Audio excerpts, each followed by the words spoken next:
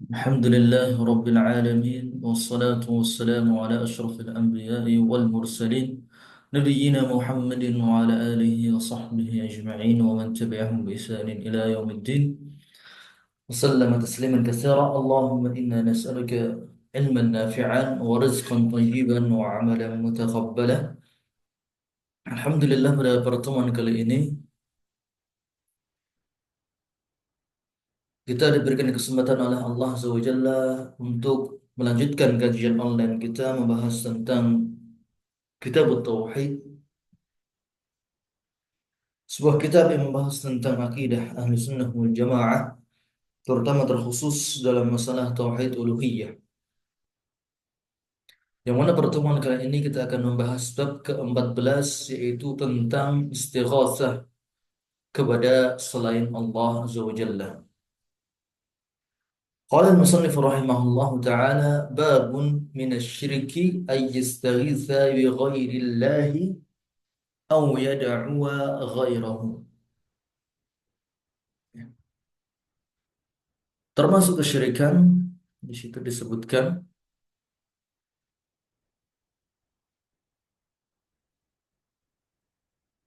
termasuk kesyirikan ay yastaghitsa bi ghairillah, yaitu berbuat atau melakukan istighatsah kepada selain Allah,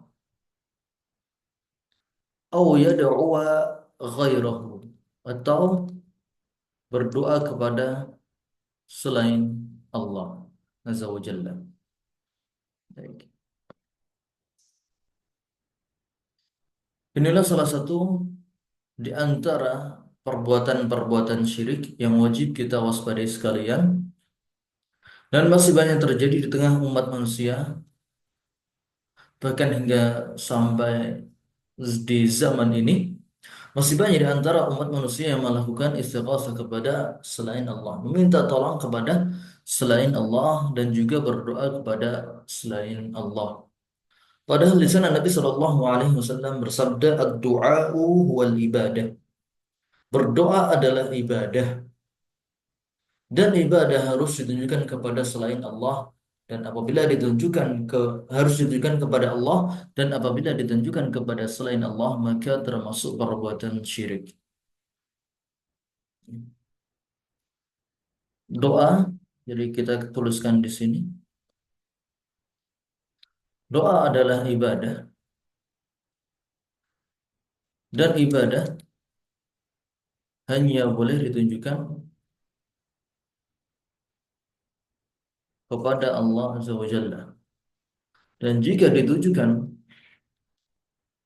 kepada selain Allah maka termasuk perbuatan syirik.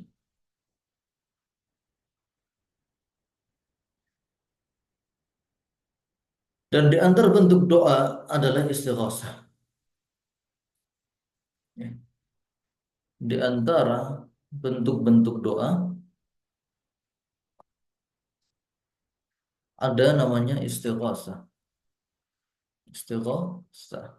Jadi berdoa adalah ketika seseorang meminta sesuatu kepada Allah Azza wa Jalla untuk mendapatkan manfaat atau untuk menolak madarat.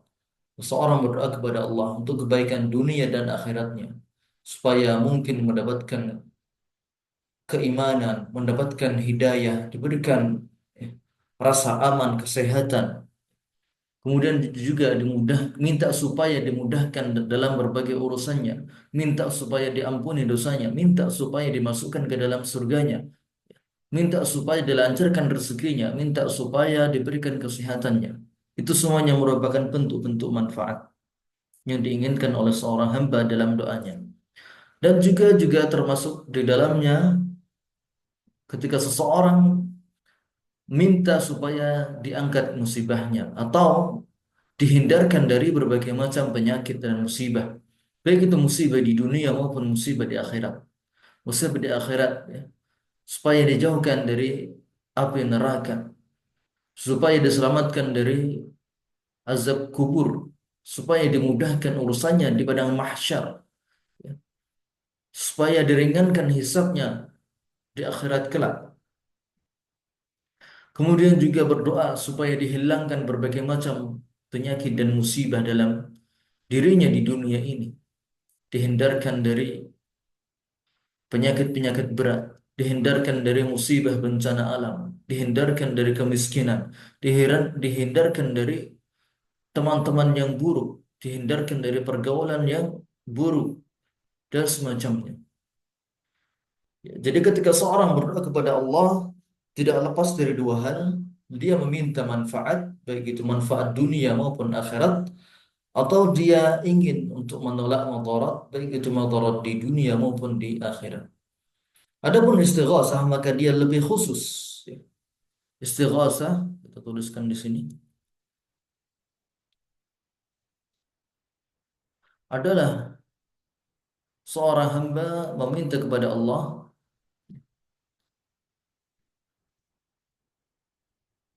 meminta kepada Allah supaya diangkat musibah yang menimpanya. Atau ketika dihadapkan dengan cobaan supaya bisa melewatinya. Itulah makna dari istighasah. Ketika seorang hamba meminta kepada Allah Azza wa Jalla supaya diangkat musibah yang menimpanya. Entah itu penyakit, mungkin dia terkena penyakit tertentu, penyakit yang berat, yang kronis. Dia beristighatsah kepada Allah supaya diangkat penyakit tersebut.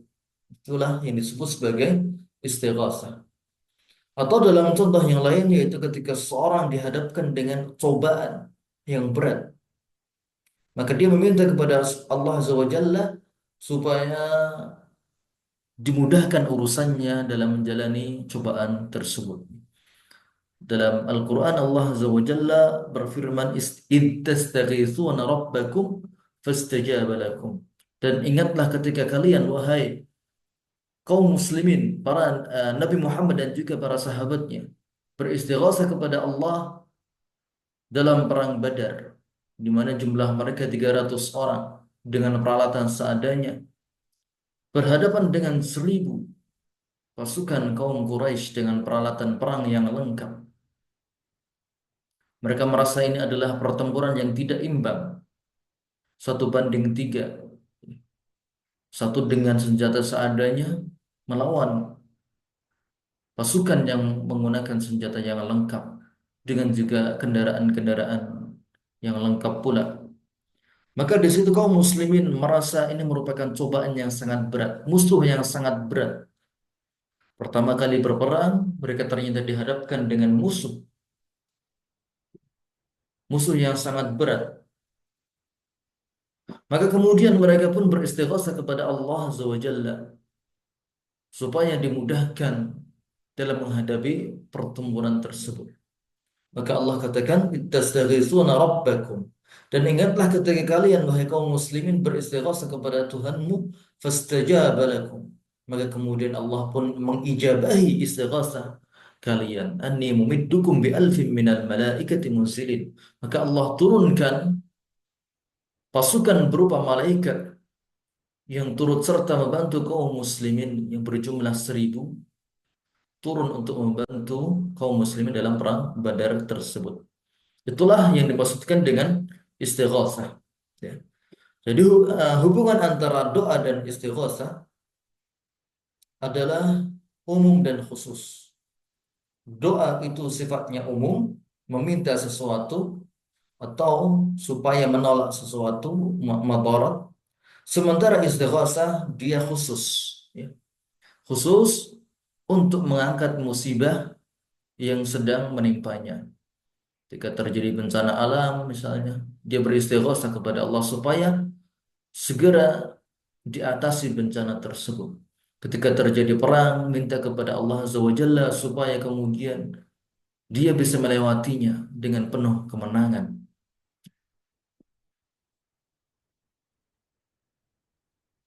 Itulah bentuk-bentuk dari Istighosah. Jadi hubungan antara doa dan istighosah adalah umum dan khusus. Berdoa itu sifatnya umum, kalau istighosah sifatnya khusus, ya, untuk meminta kepada Allah supaya diangkat musibah yang menimpanya. Baik. Dan bab ini berbicara tentang bahwasannya istighosah meminta diangkat musibah itu hanya boleh ditujukan kepada Allah. Karena hanya Allah lah satu-satunya zat yang bisa mengangkat musibah. Ya. Istighosah hanya boleh ditujukan kepada Allah karena Allah adalah satu-satunya yang mampu untuk mengangkat musibah. Hanya Allah lah satu-satunya zat yang bisa mengangkat musibah, mengangkat cobaan, memberikan kemenangan kepada hambanya. Selain Allah tidak ada yang mampu. Maka ketika seorang hamba meminta kepada Allah, maka dia telah meyakini bahwasannya ada yang bisa menandingi Allah Azza wa Jalla. Maka itulah termasuk perbuatan syirik.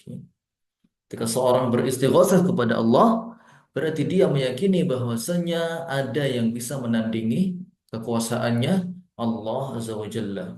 Maka disitulah letak syirik dalam perkara ini. Baik.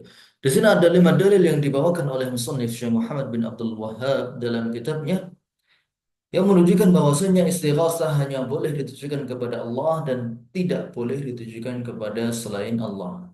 Dalil pertama adalah firman Allah Azza wa Jalla, "Wa la tad'u min dunillahi ma la yanfa'uka wa la yadurruk." Dan janganlah engkau berdoa min dunillah kepada selain Allah.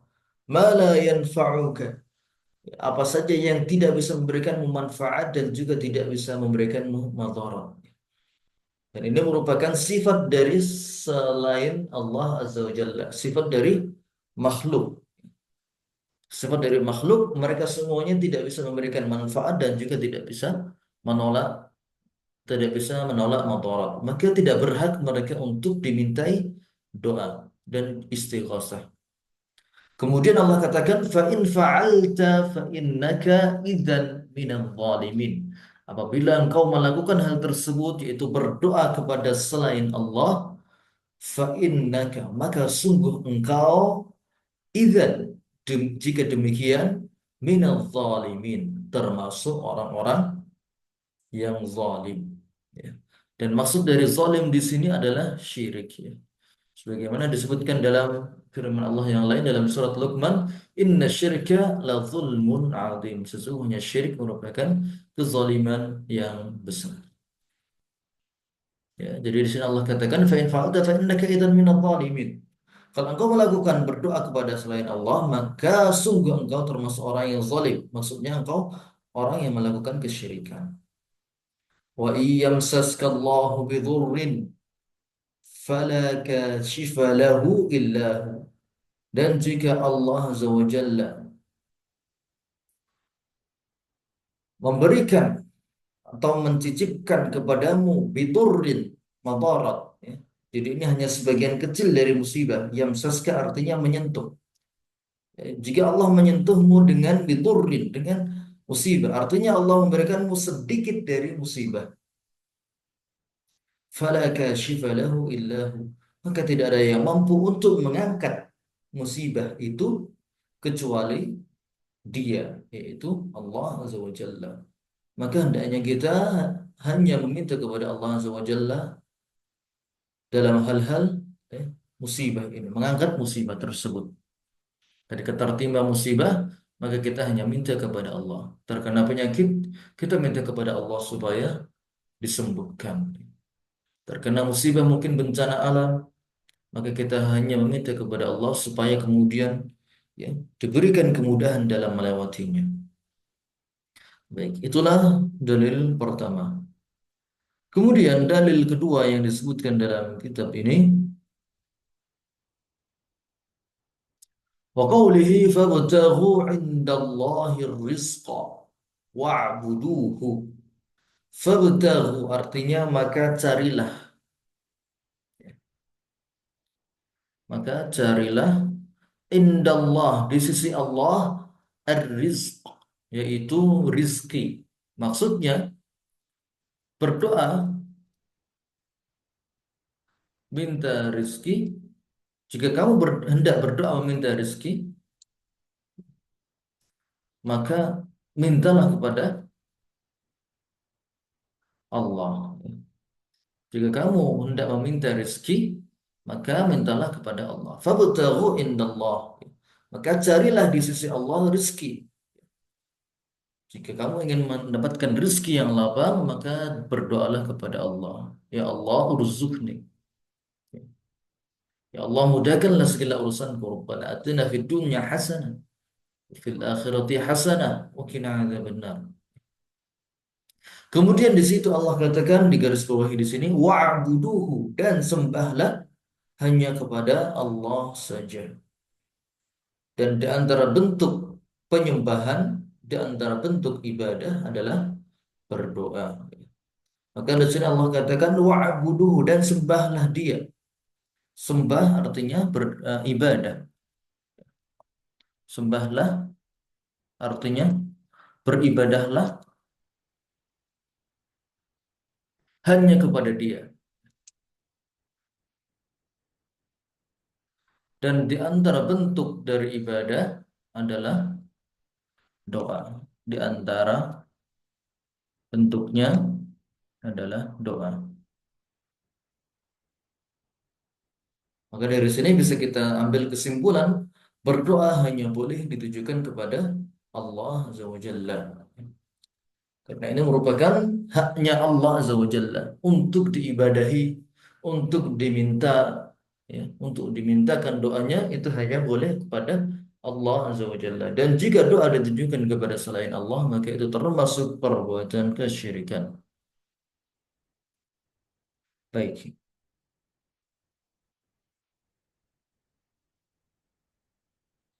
Kemudian dalil ketiga wa qawlihi ta'ala wa man adallu mimman yad'u min dunillahi man la yastajibu lahu ila yaumil qiyamah. Wa man adallu dan siapakah yang lebih sesat mimman yad'u min dunillah dari orang-orang yang berdoa kepada selain Allah man la yastajibu lahu ila yaumil qiyamah, itu siapa saja yang tidak mampu untuk mengijabahi doa tersebut ya bahkan sampai hari kiamat. Allah sifati makhluk yang dimintakan doa kepadanya adalah makhluk yang lemah, yang tidak mampu untuk memberikan ijabah, mengabulkan doanya bahkan sampai hari kiamat.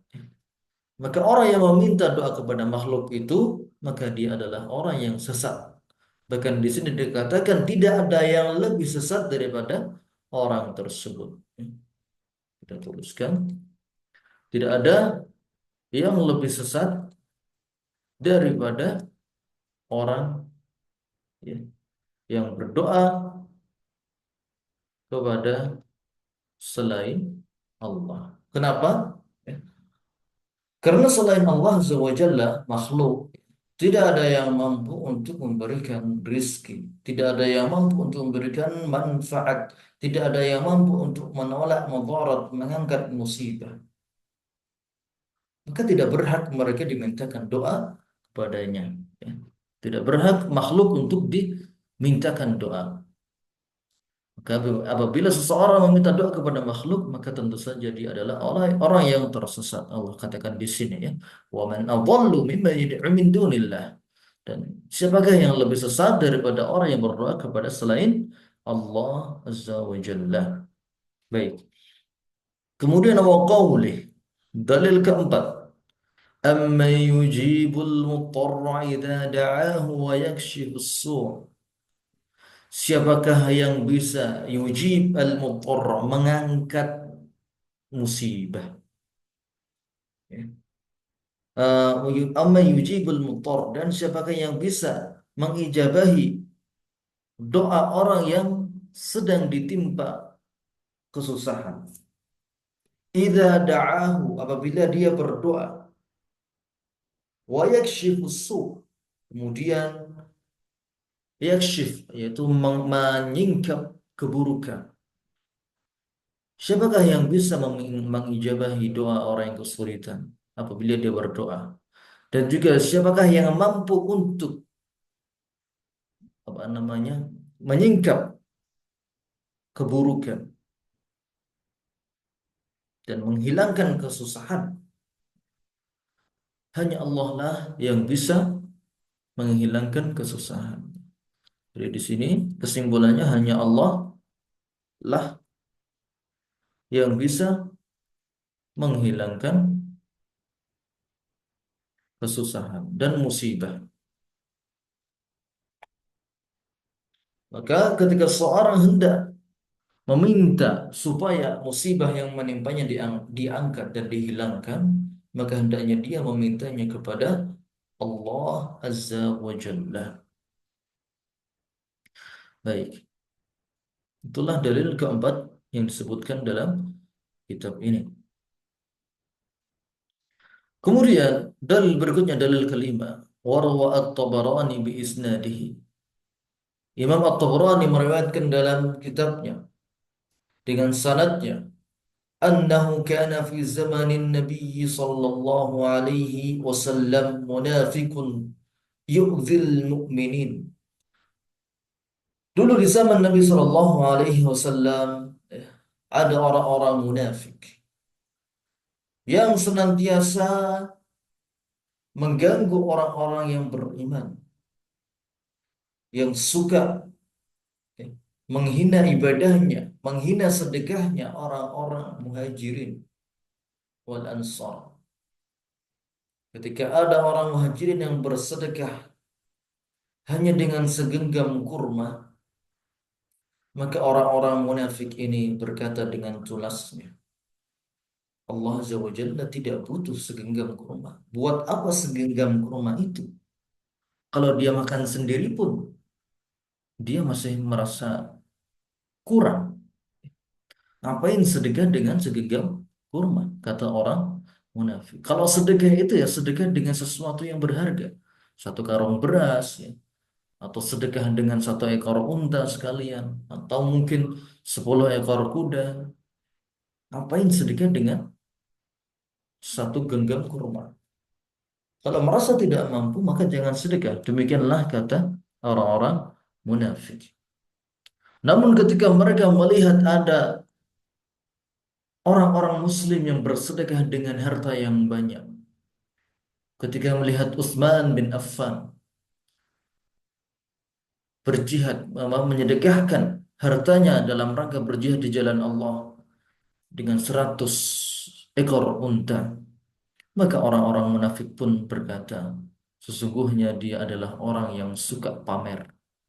Dia ingin namanya dikenal, dia ingin pansos, kata orang munafik. Demikianlah tipikal orang munafik. Ketika ada yang mampu sedekah walaupun dengan harta yang sedikit, dia hina.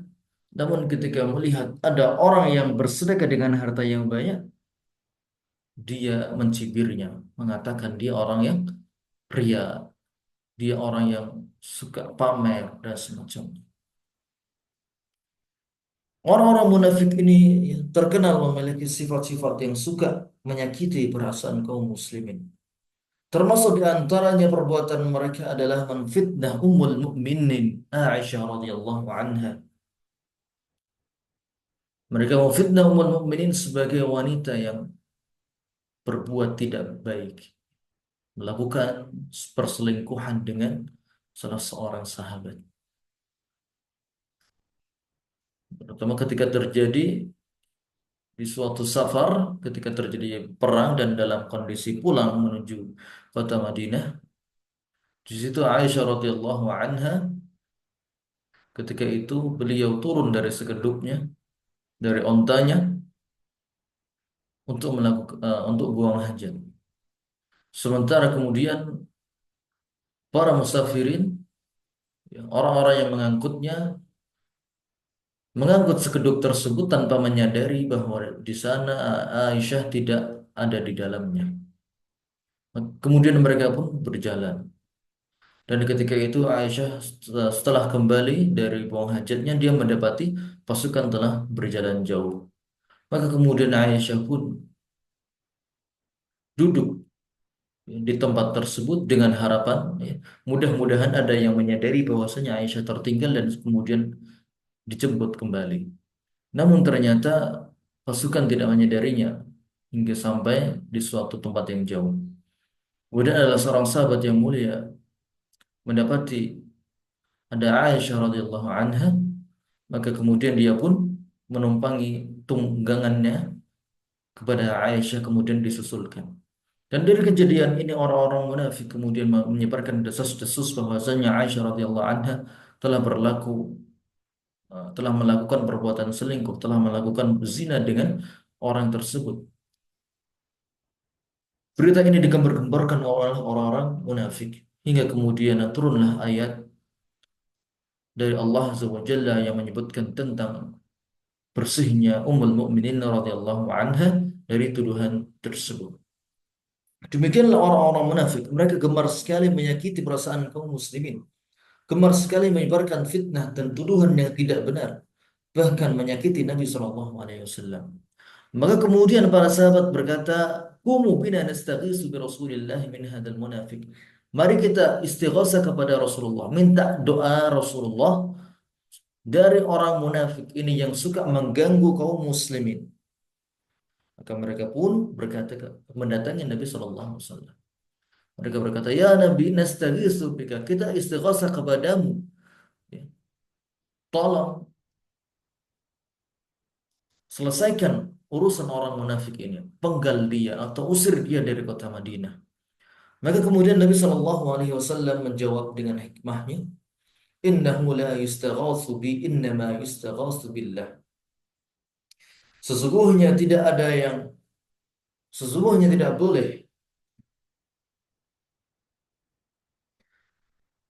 Sesungguhnya aku tidak boleh dimintakan perlindungan dan hanya Allah sajalah yang boleh dimintai perlindungan. Di sini Nabi Shallallahu Alaihi Wasallam mengatakan, Innahu la yustaghatsu bi. Kalau kamu ingin istighosah, jangan istighosah kepadaku. Istighosahlah kepada Allah Azza wa Jalla. Kalau kamu meminta, mintalah kepada Allah Azza wa Jalla, bukan kepadaku. Di sini Nabi Shallallahu Alaihi Wasallam ingin mengajarkan adab kepada para sahabat bahwasanya lafaz istighosah, berdoa minta supaya dihilangkan musibah, itu hanya boleh ditujukan kepada Allah Azza wa Jalla dan tidak boleh ditujukan kepada makhluk walaupun kepada Nabi Shallallahu Alaihi Wasallam. Innama yustaghatsu billah. Kalau mau istighosah maka istighosahlah hanya kepada Allah Azza wa Jalla.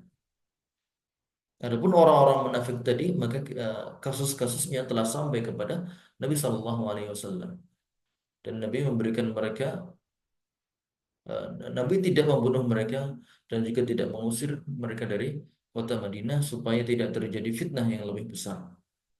Baik. Intinya di sini Nabi Shallallahu Alaihi Wasallam mengatakan innahu la yustaghatsu bi. Tidak boleh seseorang minta istighasah kepada Nabi Shallallahu Alaihi Wasallam. Maka terlebih lagi apabila seorang beristighasah kepada selain Nabi, kepada selain Nabi, baik itu kepada jin atau kepada benda-benda mati, kepada kubur dan lain sebagainya, maka itu termasuk perbuatan yang tergolong dari perbuatan syirik. Na'udzubillah min dzalik.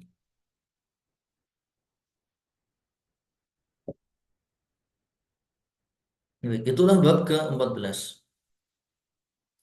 Sekarang kita akan masuk ke bab berikutnya yaitu bab 15 dan ini adalah bab terakhir dalam semester ini. Ya, pertemuan ini adalah pertemuan terakhir, sesi kajian terakhir. Insyaallah pekan depan kita akan mengadakan ujian semester. Materinya dari bab 7 sampai bab ke-15. Baik, kita mulai dulu bab 15. Bab qaulillahi ta'ala أيشركون ما لا يخلق شيئا وهم يخلقون ولا يستطيعون لهم نصرا. Bab ke-15 dalam PDF yang kami kirimkan, di situ kami berikan judul bab tentang batilnya sesembahan-sesembahan selain Allah Azza wa Jalla. Di situ Syekh Muhammad bin Abdul Wahab tidak memberikan judul bab, beliau langsung membawakan firman Allah. Dan di sini para ulama, Syekh Muhammad bin Shalih Al-Utsaimin kemudian menyimpulkan bahwasanya maksud dari bab ini adalah menunjukkan tentang batilnya atau lemahnya sesembahan selain Allah. Semua sesembahan selain Allah itu batil, mereka itu lemah, dan kelemahan-kelemahan mereka akan disebutkan dalam bab ini. Jadi bab ini menunjukkan tentang makhluk, lemahnya makhluk yang disembah oleh orang-orang musyrik. Yang disembah oleh orang-orang musyrik tersebut, mereka semuanya adalah makhluk yang lemah yang tidak berhak untuk disembah. Di sini dibawakan beberapa dalil, ada sekitar 5 dalil. Pertama adalah dalam firman Allah, ayusyrikuna ma la yakhluqu syai'an wa hum yukhlaqun. Ya.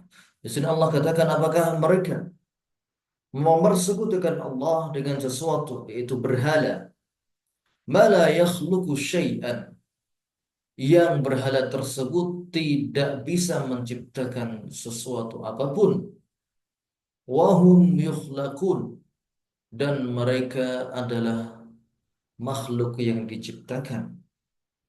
Wala yastati'una lahum nasra, dan berhala tersebut tidak mampu untuk menolong orang yang berdoa kepada mereka, orang-orang musyrik. Wala yastati'una lahum nasra wala anfusahum yansurun, bahkan berhala-berhala tersebut juga tidak mampu untuk menolong diri mereka sendiri. Ya, jadi di sini ada kelemahan-kelemahan berhala. Bukti kelemahan berhala yang menunjukkan, yang membuktikan bahwasanya mereka tidak berhak untuk diibadahi. Kelemahan berhala yang membuktikan bahwasanya mereka tidak berhak untuk disembah. Yang pertama, mereka tidak mampu mencipta. Yang kedua, mereka adalah hasil ciptaan. Yang ketiga, mereka tidak mampu menolong orang musyrik yang berdoa kepada mereka.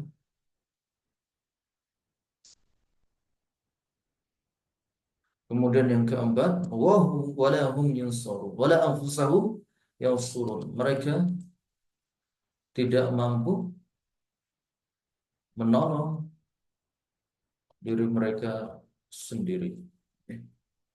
Jadi di sini ada 4 kelemahan dari berhala-berhala yang disembah oleh orang-orang musyrik dan juga di semua sesembahan lain selain Allah. Itu mereka semuanya tidak mampu untuk menciptakan apapun, bahkan sekecil apapun mereka tidak mampu untuk menciptakan. Kemudian mereka adalah hasil ciptaan, mereka adalah ciptaan Allah Azza wa Jalla, makhluk yang lemah.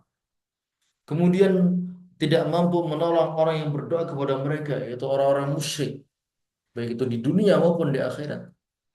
Kemudian yang keempat, bahkan mereka juga tidak mampu untuk menolong diri mereka sendiri. Kelemahan-kelemahan ini sudah cukup untuk menunjukkan bukti bahwasannya berhala-berhala tersebut, patung-patung tersebut adalah sesembahan yang batil, yang lemah, yang tidak berhak untuk diibadahi. Dan demikian pula semua entitas lain, semua makhluk lainnya yang mereka memiliki kelemahan ini, 4 kelemahan ini, maka mereka tidak berhak untuk disembah. Dan semua makhluk pasti mereka memiliki kelemahan-kelemahan ini.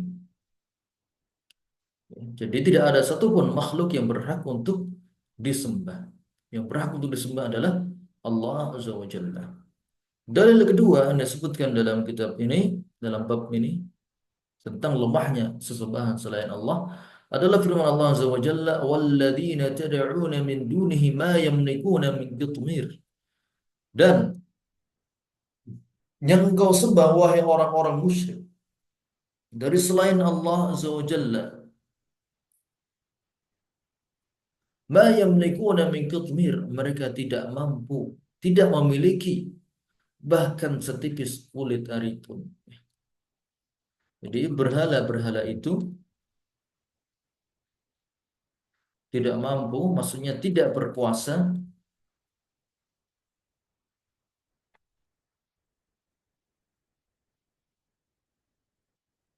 bahkan kepada kulit biji kurma. Kitmir adalah kulit yang membungkus biji kurma.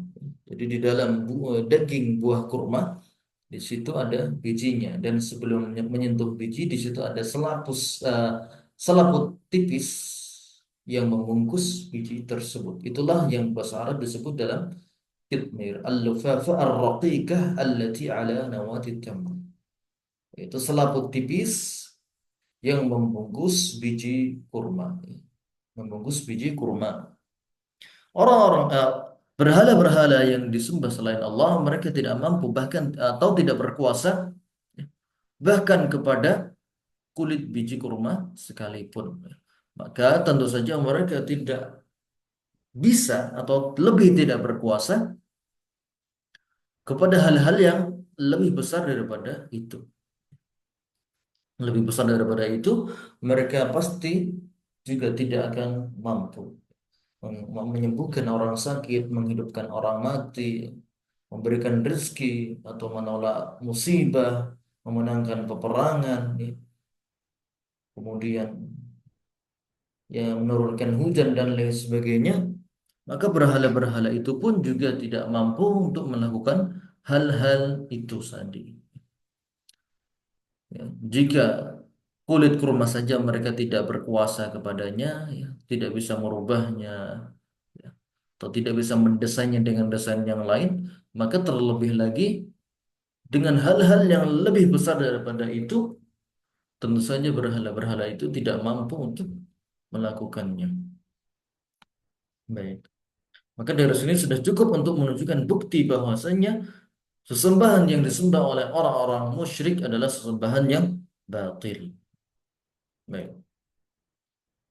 Kemudian dalil yang ketiga, wa qawlih wal في الصحيح عن أنس قال شج النبي صلى الله عليه وسلم يوم أهد وكسرت رباعيته فقال كيف يفلح قوم شجوا نبيهم فنزلت ليس لك من الأمر شيء. Dalam Sahih Bukhari dari Anas bin Malik, salah seorang sahabat yang mulia, beliau meriwayatkan sebuah hadis tentang kisah perang Uhud. Beliau berkata, "Syujjan Nabiyyu sallallahu alaihi wasallam." Nabi terluka pada perang Uhud. Wa kusirat rubaiyatuhu, dan gigi seri beliau itu pecah. Ya, jadi gigi seri, ya, yang di depan, bukan yang paling depan tapi yang sebelahnya lagi itu pecah. Ya. Salah satu gigi seri beliau yang di depan, bukan yang paling tengah tapi agak ke samping, itu pecah. Ya, karena terkena hantaman benda-benda, ya. Hantaman pedang, kemudian juga terjatuh dalam galian.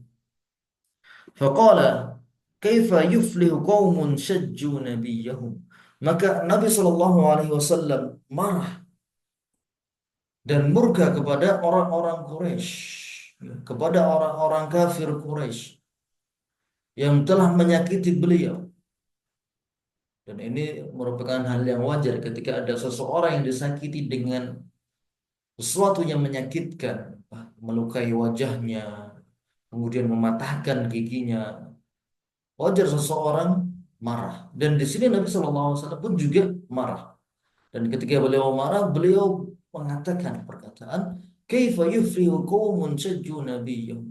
Bagaimana bisa seorang itu beruntung apabila mereka melukai nabi mereka? Maksudnya di sini Nabi melaknat orang-orang kafir Quraisy, mereka sama sekali tidak akan beruntung selama-lamanya di dunia dan di akhirat. Maksudnya adalah demikian. Jadi Nabi dalam kondisi marah berkata tentang orang-orang Quraisy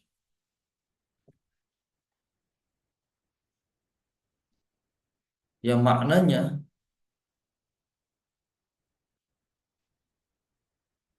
mereka tidak akan beruntung selama-lamanya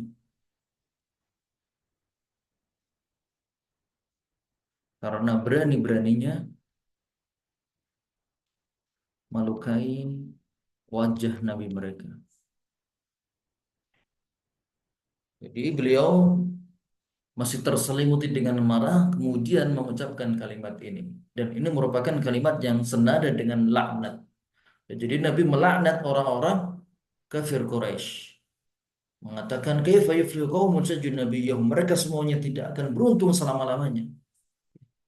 Jadi seakan-akan Nabi tidak menghendaki kebaikan bagi mereka di dunia dan di akhirat. Maka Nabi tidak mau mereka masuk Islam. Nabi hanya menghendaki mereka binasa. Dan itu Nabi katakan dalam kondisi marah. Dan ini wajar ketika beliau marah mengucapkan sesuatu yang di luar kendali beliau. Maka kemudian di sini Allah Azza wa Jalla menegur. Allah Azza wa Jalla langsung menegur Nabi Shallallahu Alaihi Wasallam dengan menurunkan firman-nya, "Laisa laka minal amri syai'un." Wahai Muhammad, "Laisa laka minal amri syai'un." Engkau tidak memiliki kuasa apapun kepada orang-orang musyrik tadi.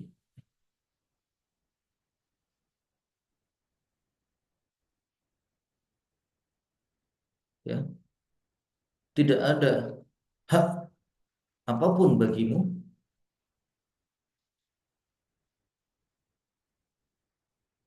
dalam urusan mereka. Allah Azza wa Jalla langsung menurunkan ayat ini, tidak ada hak apapun bagimu dalam urusan mereka. Artinya engkau wahai Muhammad tidak bisa menghakimi mereka. Apakah nanti mereka bertaubat masuk Islam ataupun tidak? Kamu tidak tahu ya Muhammad. Allah langsung katakan demikian. Laisa laka minal amri syai'un. Kau tidak mengetahui akhir hidup mereka, apakah mereka nanti meninggal dalam kondisi kafir atau dalam kondisi Islam, masuk Islam bertaubat. Engkau tidak tahu. Maka jangan katakan ucapan-ucapan tadi. Jangan katakan ucapan kaifa yuflihu qaumun sajju nabiyyahum. Jangan melaknat mereka seolah-olah mereka tidak sama sekali tidak bisa masuk Islam, tidak bisa bertaubat. Karena akhir hidup manusia itu tidak ada yang tahu. Bahkan Nabi Shallallahu Alaihi Wasallam pun tidak tahu akhir hidup manusia, walaupun mereka adalah orang-orang yang memeranginya. Dan kita ingat di perang Uhud ada salah seorang yang memiliki peran penting dalam kemenangan kaum musyrikin, yaitu Khalid bin Al-Walid. Ya. Khalid bin Al-Walid yang ketika itu dia masih musyrik. Bayangkan ketika itu seandainya ya, ucapan Nabi ini dikabulkan oleh Allah, tentu saja kita tidak akan mengenal Khalid bin Walid sebagai salah satu seorang sahabat yang mulia, seorang pejuang Islam, seorang pahlawan Islam. Maka di sini Allah katakan laisa laka minal amri syai'un. Allah berfirman laisa laka minal amri syai'un.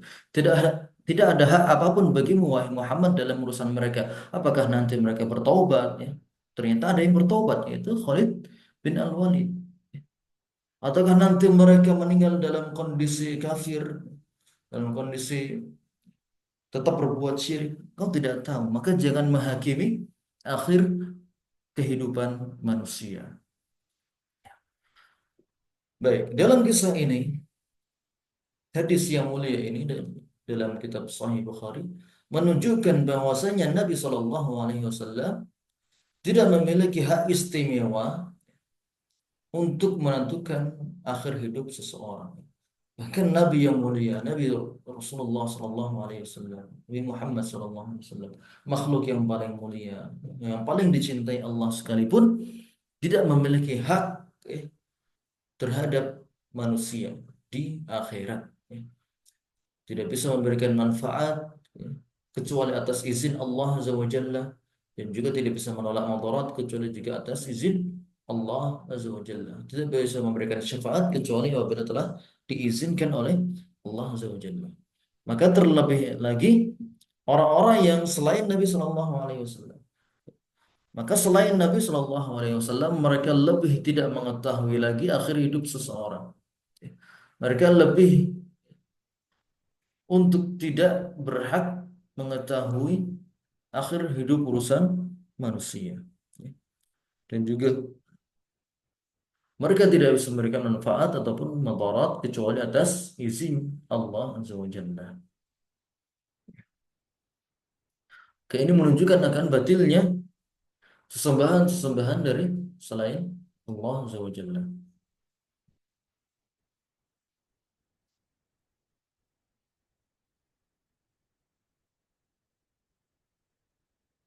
Hadis ini juga menunjukkan bahwasanya Nabi Shallallahu Alaihi Wasallam adalah manusia biasa, ya, yang tidak memiliki kesaktian, yang bisa terluka dan juga sakit, juga bisa terancam nyawanya, dan juga bisa marah. Dan hadis ini juga menunjukkan akan batilnya orang yang menyembah Nabi Muhammad SAW, atau orang yang mengangkat derajat Nabi SAW di atas makamnya sebagai hamba dan utusan Allah Azza wa Jalla. Masih banyak didapati manusia-manusia yang mengangkat kedudukan Nabi SAW seperti kedudukan Tuhan. Mereka mengatakan Nabi SAW bisa menghilangkan musibah, bisa menurunkan hujan, bisa mengabulkan hajat, dan lain sebagainya. Jadi mereka mengangkat derajat Nabi SAW seperti derajat Tuhan. Maka ini tentu saja merupakan perbuatan kesyirikan. Dan tidak ada dalil-dalil baik itu dari Quran maupun dari Sunnah yang menunjukkan bahwasanya Nabi SAW bisa melakukan hal-hal tersebut atas kehendaknya sendiri. Semua yang Nabi lakukan itu semuanya atas izin dan kuasa Allah SWT. Baik. Berikutnya,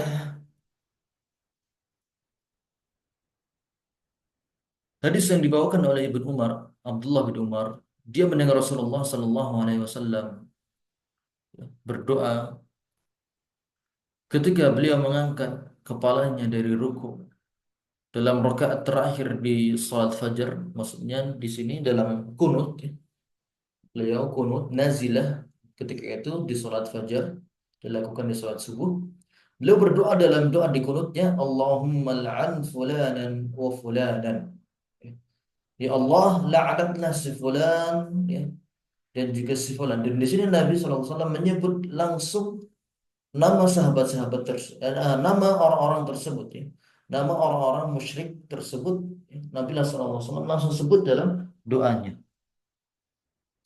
Ya, dan ini doa dalam kunut, ya, kunut nazilah. Maka kemudian Allah Azza wa Jalla pun menurunkan firman-Nya, "Laisa laka minal amri syai'un." Ya, tidak ada hak apapun bagimu dalam urusan mereka. Dan hadis ini senada dengan hadis sebelumnya. Di sini Rasulullah Shallallahu Alaihi Wasallam melaknat orang-orang tertentu, ya, dengan nama-nama mereka secara jelas dalam doanya, ya Allah, laknatlah mereka, jauhkanlah mereka dari rahmatmu, ya, jangan sampai mereka masuk Islam, ya, biarkan mereka mati dalam kekafiran dan seterusnya.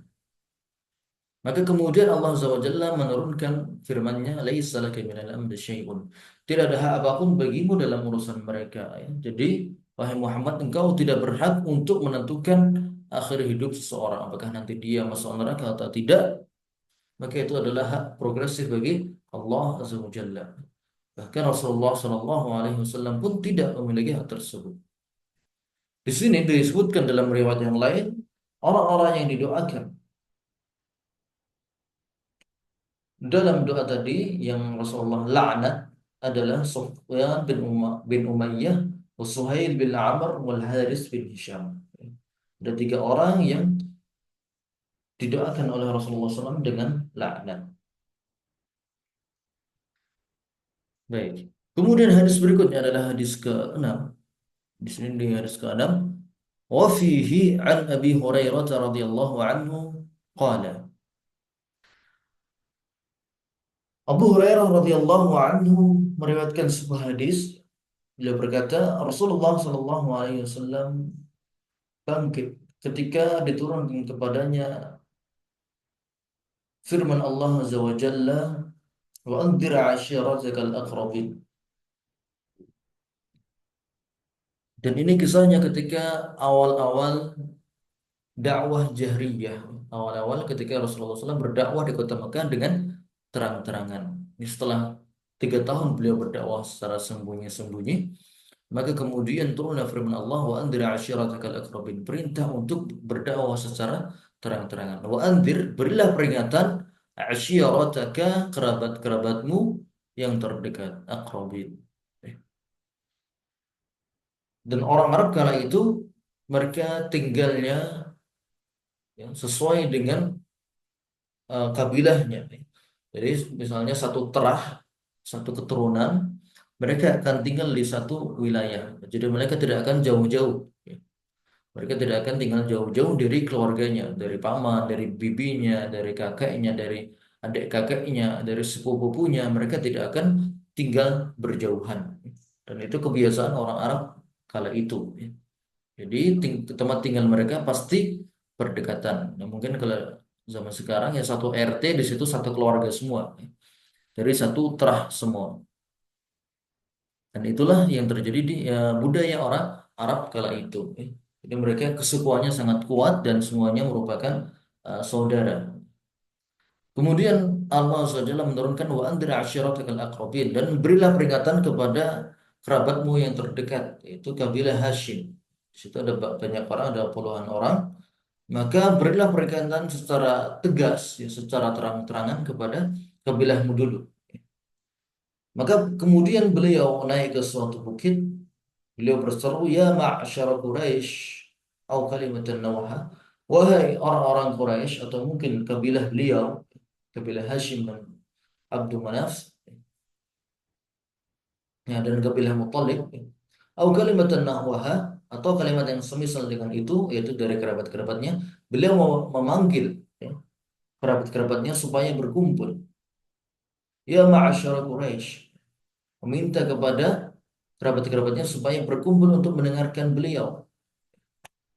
Beliau berkata, "Ishtaru anfusakum la ughni ankum minallahi syai'a." Ishtaru anfusakum, belilah dirimu sendiri. Selamatkanlah dirimu sendiri. Ishtaru artinya beli. Membelilah dirimu sendiri. Maksudnya, selamatkanlah dirimu sendiri. Yaitu dengan masuk Islam, bertauhid kepada Allah Azza wa Jalla. La ughni ankum minallahi syai'a. Aku tidak bisa memberikanmu manfaat ya, minallahi syai'a. Sedikit pun aku tidak bisa berbuat apa-apa di hadapan Allah untuk kalian. Aku tidak bisa memberikan manfaat di hadapan Allah untuk kalian. Kalau kalian berbuat syirik, maka aku pun, ya, bahkan aku seorang Rasul sekalipun, tidak bisa memberikan syafaat bagi orang-orang yang musyrik. Ya Abbas bin Abdul Muttalib, la ughni anka min Allah syai'a. Wahai Abbas, putra Abdul Muttalib, pamanku, ya. Sedikit pun aku tidak bisa berbuat apa-apa untukmu di hadapan Allah Azza wa Jalla. Maka masuk Islamnya, wahai Abbas bin Abdul Muttalib. Ya Safiyyah ta'ammat Rasulillah. Wahai Safiyyah ibni Abdul Muttalib. Bibi beliau. Wahai bibiku Safiyyah. Masuk Islamlah. Ya. La ughni anki min Allah syai'a. Sedikit pun aku tidak bisa berbuat apa-apa untukmu di hadapan Allah nanti apabila kamu tidak masuk Islam.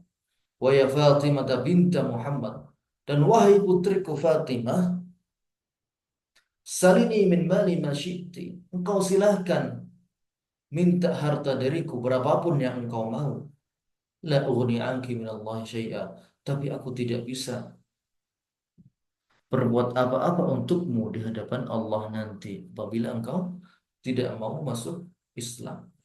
Jadi di sini Nabi SAW meminta kepada kerabat-kerabatnya untuk bersama-sama masuk Islam, mengakui bahwasanya Rasul Muhammad adalah utusan Allah. Allah mengutus Muhammad sebagai Rasul yang membawa risalah untuk mentauhidkan Allah Azza wa Jalla. Maka yakinilah, masuk Islamlah, ikutilah petunjuk Nabi Sallallahu Alaihi Wasallam. Kemudian Nabi mengatakan, apabila kalian tidak mau masuk Islam, la ughni ankum minallah syai'a. Aku tidak bisa berbuat apa-apa untuk kalian di hadapan Allah nanti. Kalian tidak mau mengakuiku sebagai Rasul, maka aku tidak bisa menyelamatkan kalian. Kalau kalian tidak mau mentauhidkan Allah, maka syafaatku pun juga tidak akan berguna bagi kalian. Baik. Hadis yang mulia ini menunjukkan bahwasannya orang yang paling mulia yaitu Nabi Muhammad SAW tidak bisa menyelamatkan orang-orang di akhirat kecuali atas izin Allah. Tidak bisa memberikan syafaat kecuali atas izin Allah Azza wa Jalla. Maka terlebih lagi orang yang derajatnya di bawah beliau, ya, yang selain Nabi, yang orang biasa, yang makhluk biasa, maka mereka tentu saja sedikit pun tidak mampu untuk memberikan manfaat di akhirat kelak. Jika kita tahu bahwasanya Nabi SAW untuk bisa memberikan syafaat saja dia harus mendapatkan izin dari Allah, maka orang-orang selain Nabi mereka lebih tidak berhak untuk bisa memberikan manfaat. Baik.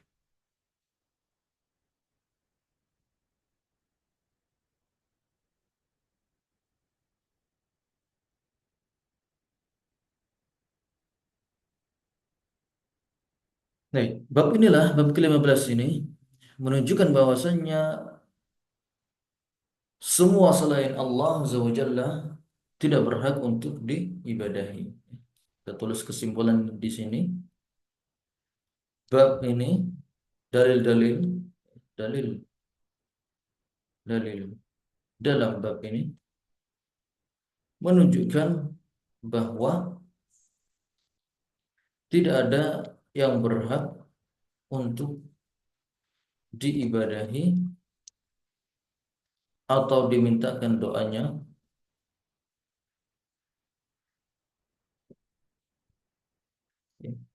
tidak ada yang berhak untuk diibadahi atau dimintakan doanya kecuali Allah.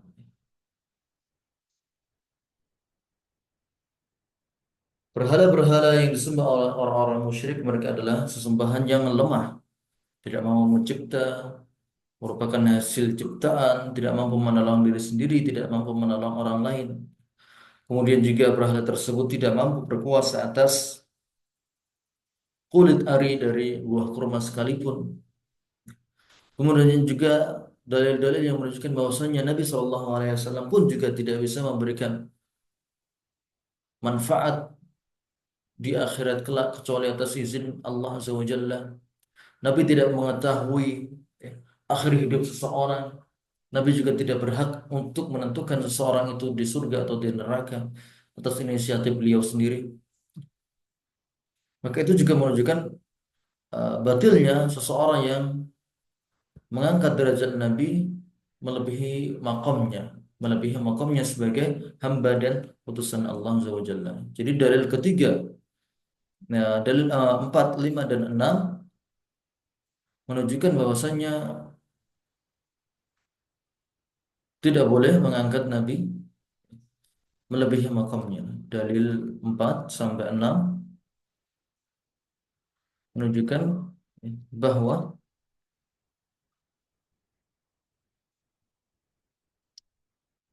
tidak boleh seorang muslim mengangkat derajat Nabi di atas makamnya. Itu hamba dan utusan Allah. Beliau adalah hamba, ya, manusia biasa, tidak mengetahui akhir hidup seseorang, dan beliau adalah utusan Allah. Tidak boleh seseorang mengangkat derajat Nabi SAW melebihi daripada derajat yang telah Allah SWT tentukan.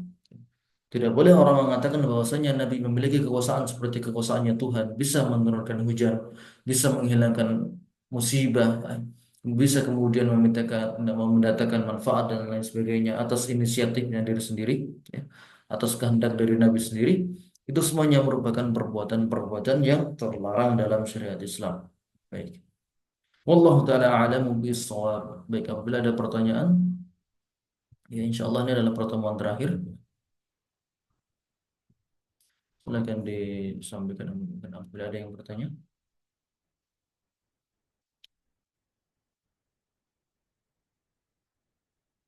Izin tanya, Ustaz, apa? Baik, silakan. Tentang kisah tiga orang itu, apakah mereka akhirnya masuk Islam? Ustaz? Allah Yang alam ya. siapa? Apa tadi yang tiga? Sofwan bin Umayyah, Sufyan bin Umayyah, kemudian ya Suhail bin Suhail Amr bin dan Amr, Al Haris bin Hisham. Saya belum mencari lebih detail apakah mereka masuk Islam atau tidak. Setahu saya mereka tetap apa namanya meninggal dalam kekafiran. Namun ini perlu dikoreksi kembali. Ya. Nanti insya Allah akan saya carikan lagi. Baik. Intinya di sini walaupun nanti orang tersebut tetap meninggal dalam kekafiran, namun Nabi tidak berhak untuk ya, apa namanya mengatakan mereka adalah orang kafir atas ini apa meninggal dalam kondisi kafir atas inisiatif dari beliau sendiri. Jadi untuk menentukan bahwasanya si fulan ahli surga atau si fulan ahli neraka itu semuanya harus berdasarkan wahyu dari Allah. Nabi SAW tidak berhak untuk mengatakan menentukan surga atau neraka seseorang atas inisiatif diri sendiri. Jadi sahabat-sahabat yang mubasyirin bil jannah, semua sahabat yang telah ditetapkan masuk surga seperti 10 sahabat Abu Bakar, Umar, Utsman, Ali, kemudian ada Abdurrahman bin Auf, ada Talha dan lain sebagainya, itu memang telah diwahyukan oleh Allah Azza wa Jalla. Allah telah mewahyukan bahwasanya mereka masuk surga.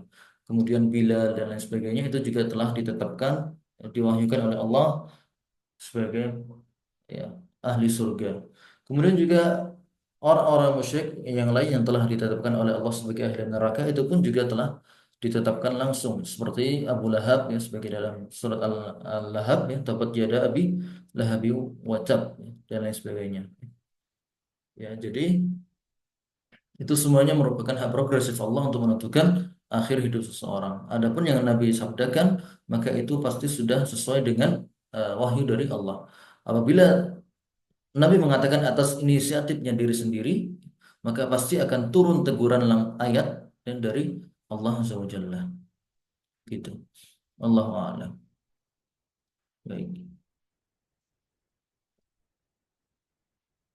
Jika seorang agak lama datang jodohnya, apa tips untuk mendapatkan datang jodohnya? Ustaz Anas nyanyi dan berbanyak salat malam karena datang menjambi karena bila Allah dah datang tentang masuk kita pasti berdoa hanya pada Allah.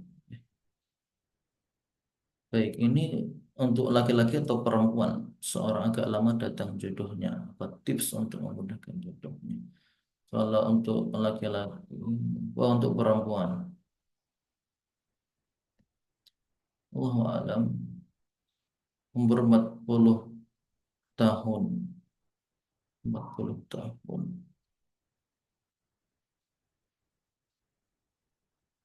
Memudahkan jodohnya, menjalankan berbanyak salat malam, itu betul juga. Karena beliau itu.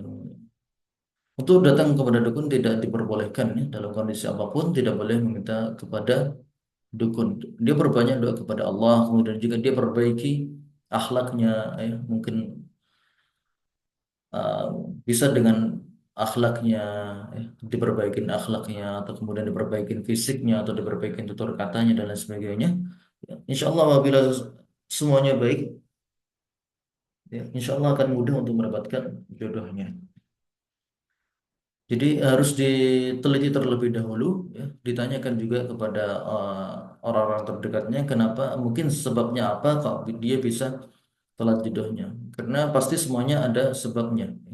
Jadi semuanya ada sebabnya. Tidak mungkin seseorang telat jodohnya tanpa sebab. Entah itu mungkin karena ketinggian maharnya, atau mungkin karena ketinggian pendidikannya, atau semacamnya. Itu semuanya ada sebabnya juga. Ya. Kemudian juga dia juga harus berusaha ya, berusaha untuk eh, lewat perantara-perantara, ya. Entah itu biro-biro jodoh yang resmi ya, biro jodoh sunnah ataupun biro jodoh yang lain atau minta dikenalkan orang dan lain sebagainya. Insya Allah dengan usaha-usaha itu bisa mendatangkan hasil atas izin Allah Azza wa Jalla. Baik. Jadi itu tadi tidak boleh datang ke dukun, itu mutlak tidak boleh haram.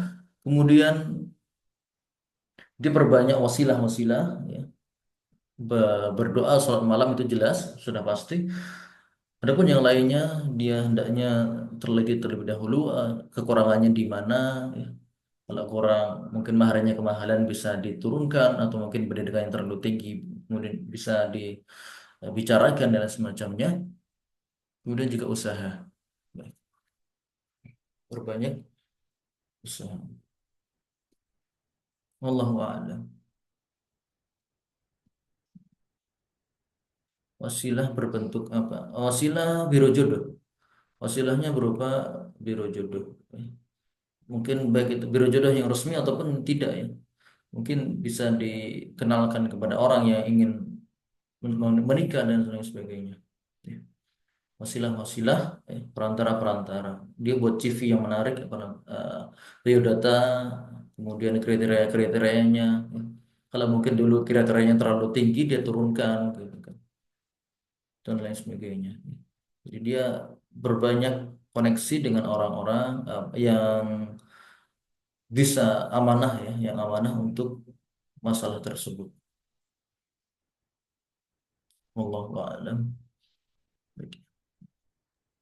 Izin tanya lagi Ya, kan, ya, gimana? Ada itu lagi? kalau lihat dari ayat-ayat dan hadis yang banyak dibacakan kan jelas sekali tentang larangan istighosah itu ya. Tapi kenapa Habib-Habib di Indonesia itu banyak yang notabene-nya mengajak istighosah kepada wali-wali gitu, Ustaz? Apa ayatnya kurang jelas apa gimana, Ustaz ya?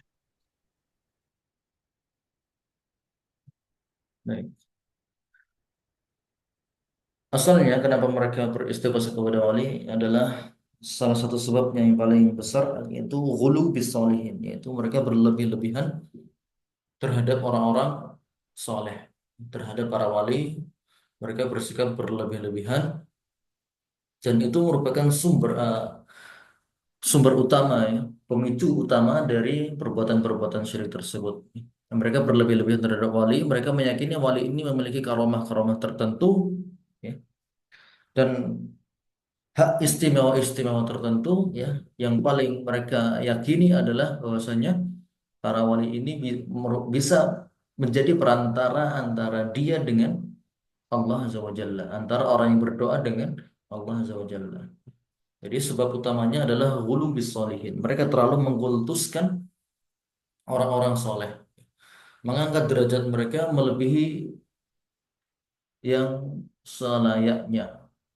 Seharusnya mereka adalah manusia biasa, tidak bisa dipanjatkan doanya, namun mereka meyakini ya, wali-wali tersebut bisa membawakan doa-doa tersebut kepada Allah Azza wa Jalla. Itulah asal muasal kenapa mereka melakukan kesyirikan. Bukan karena ayatnya kurang jelas, namun karena hulunya mereka terhadap orang-orang soleh tersebut. Ketika mereka sudah hulu, mereka tidak peduli lagi dengan ayat-ayat yang sudah jelas itu. Banyak sekali ya. Kalau bisa dicari di internet banyak sekali lafaz-lafaz istighosah syirik yang langsung meminta kepada wali-wali tersebut ya. Aghithni, Aghithni dan semacamnya ya, Syekh fulan Aghithni dan semacamnya. Itu karena berangkat bahwasanya mereka meyakini wali-wali itu memiliki kuasa bisa menghilangkan musibah, bisa mengabulkan doa dan lain sebagainya. Di sumber utamanya adalah ghulu bis salihin, terlalu mengkultuskan orang-orang soleh. Baik, ada lagi.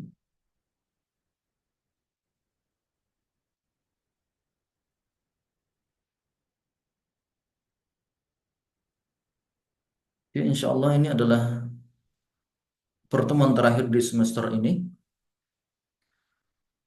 Pekan depan adalah ujian, ya. Pekan depan ujian.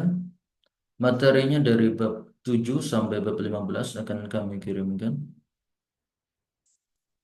Bab 7 sampai bab 15. Soalnya seperti kemarin, yaitu pilihan ganda dan konsepnya masih sama, yaitu open book, bisa mencari mencari di materi-materinya. Waktunya kurang lebih 1 hari sampai 3 hari. Nanti akan ada pemberitahuan berikutnya.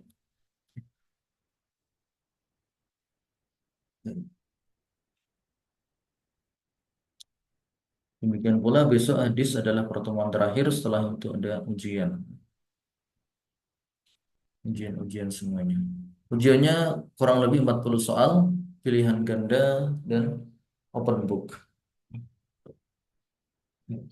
Ada yang ditanyakan lagi?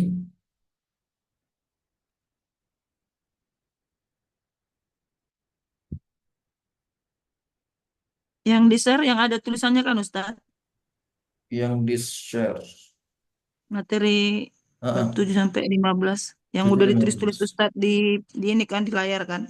Itu juga eh, masuk masuk juga.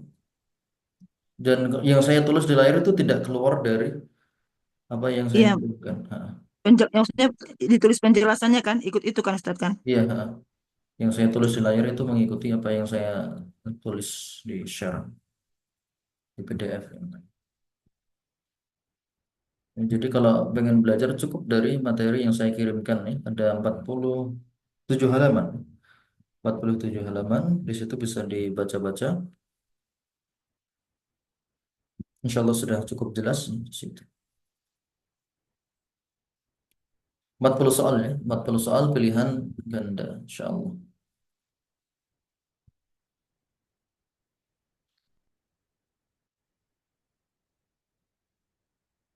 Baik.